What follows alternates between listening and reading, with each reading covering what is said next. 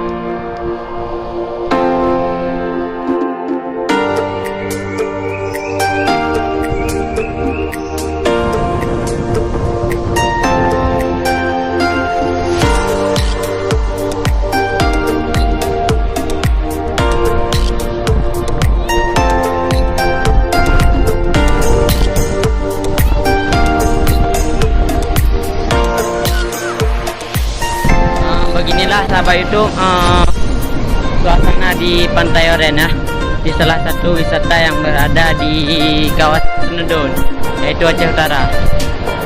Oke, kita lanjut terus.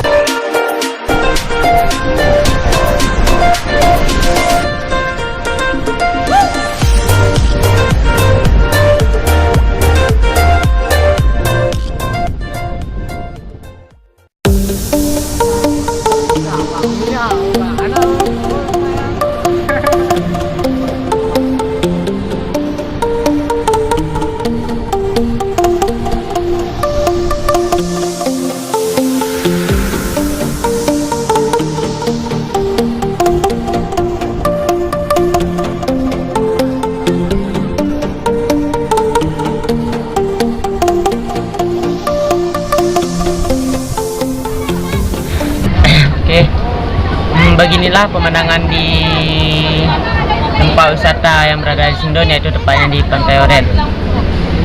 Nyo kahek sahabat YouTube long kalung piuh ya. Iya kabeh anak Pak Jibli. Kalau njai no kalau njai siro nangan siampai. Jawab ngan deh.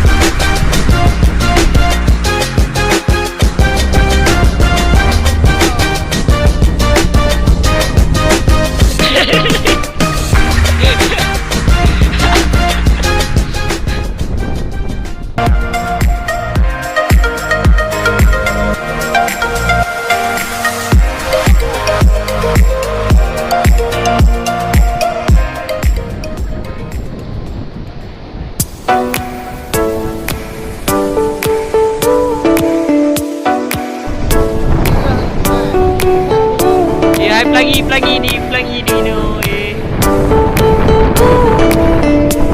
Agak dekat.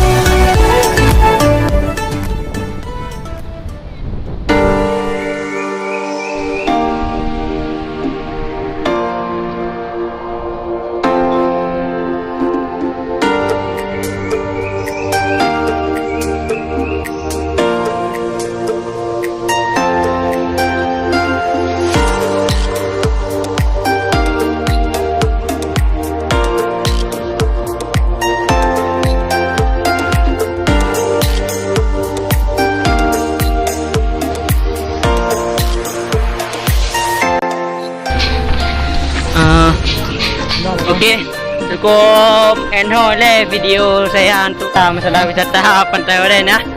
Sekarang saya mau pulang dulu. Saya mau network